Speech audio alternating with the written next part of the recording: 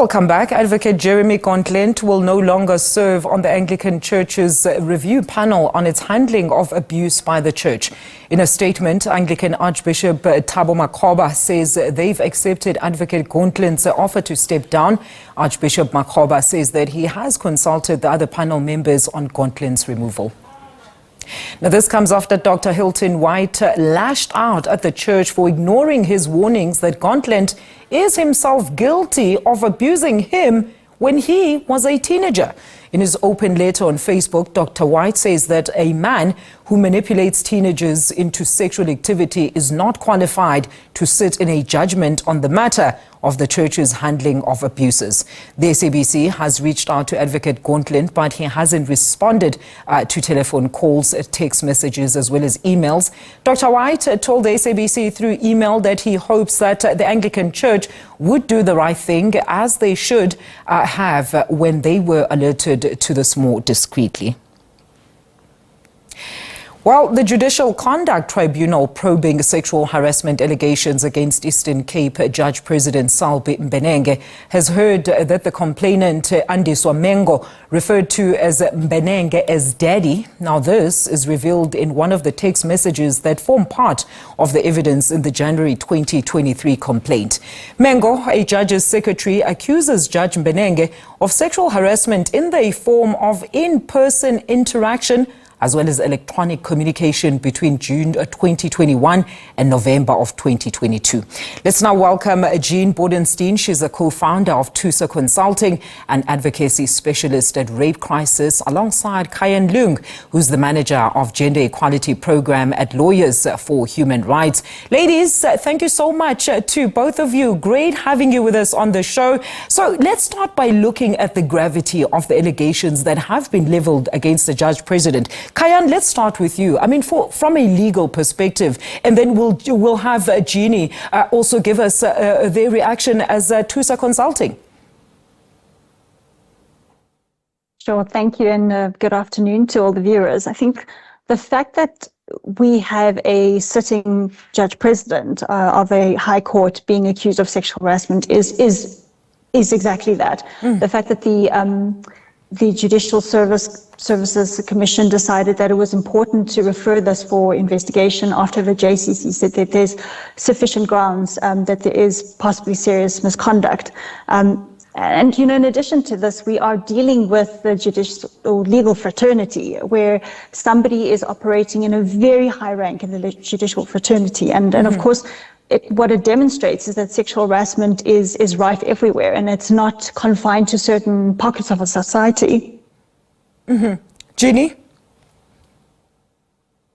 Yeah, thank you for having me. And I think what I want to highlight, in addition to Kayan's comments, is the fact that there is very clearly, and this is quite, we see this as Thusa Consulting, and obviously in the greater sexual violence sector, there's often this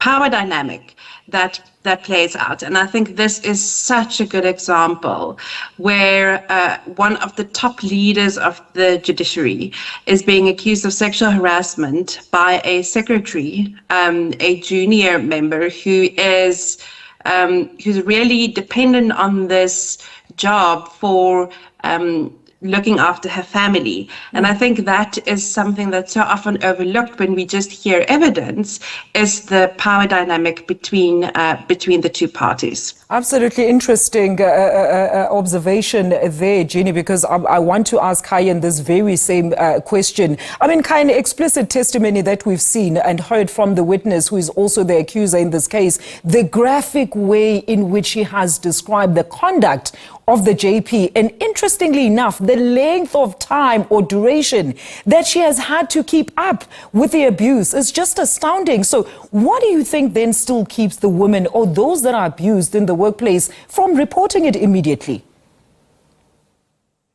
A fantastic question, and those of us that work in the survivor GBVF space also appreciate the nuances and the complexities of this environment. As Jeanne has eloquently highlighted, you are dealing with a young woman, so age or lack of experience in life and the fact that she is a woman and the prevalence of women being exposed to forms of gender-based violence, there is the additional aspect of gender norms. So women are often told, especially in, depending on your community and culture, but generally speaking, women are expected to be very polite and docile and just accommodating when things are asked of them.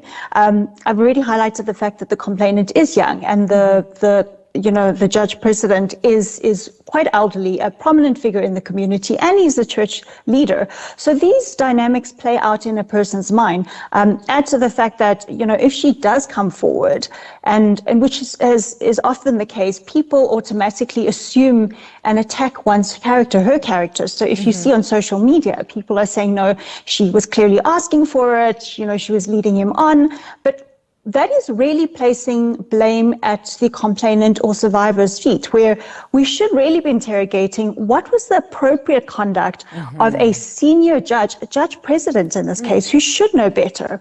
They've been trained in the Code of Judicial Conduct. So all these nuances do come out. And the fact that of the matter is people sometimes deal with trauma very differently, and it's not everyone who immediately reports things. They have to go through their own psychological negotiation to see if that's something they can really be brave and speak up about, because there are repercussions of intimidation, and they fear if their livelihood might be affected after all. Absolutely, Kayan. I was just about to say to Jeanne that we often hear that such cases don't actually get reported because of fear of further victimization, as per Kayan has just stated. Fear of reprisal from your accuser or even your employer.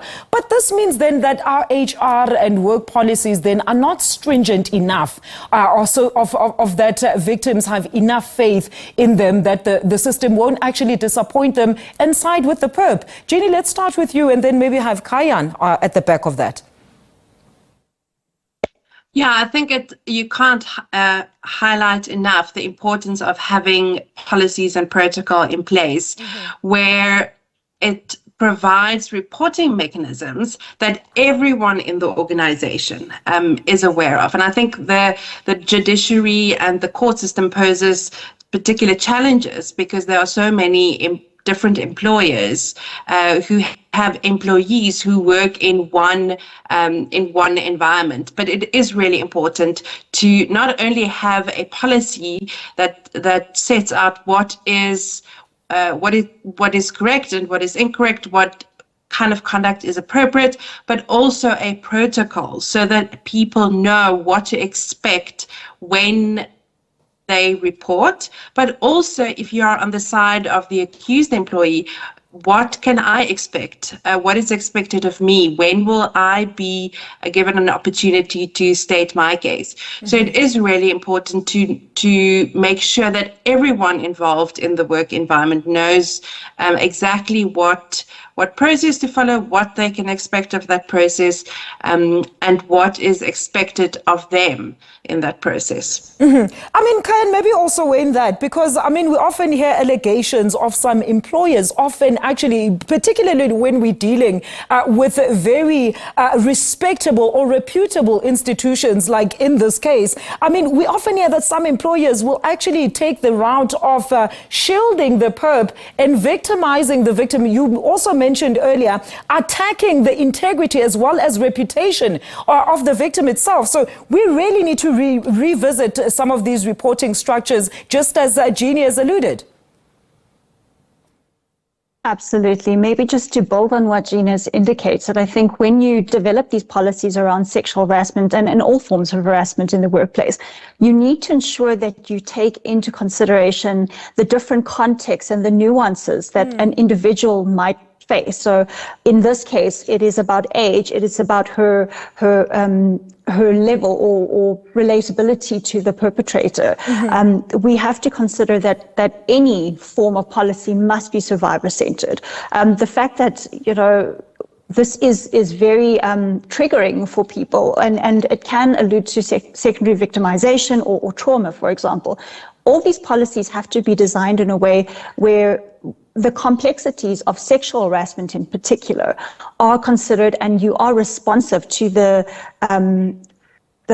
the unique challenges that one faces in reporting these types of forms of harassment and victimization. And Jeanne, I mean, how do you then, I suppose you've dealt with various cases, but maybe just take us through how you then assist victims or survivors of workplace sexual harassment like we are seeing in this case.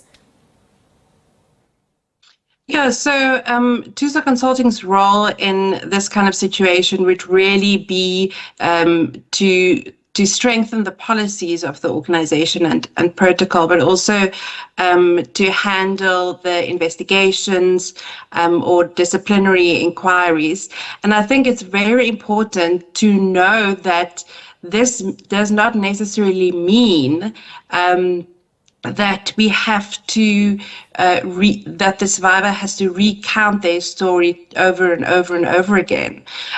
In workplace sexual harassment, and this is a bit different because this does involve a judge and the judiciary, but in workplace sexual harassment, it is important that both the complainant and the accused employee have an opportunity to state their case, that there's procedural fairness, that everyone had an opportunity to listen to what they are accused of, and that they have an opportunity to respond, and then that the actions actually do amount to sexual harassment.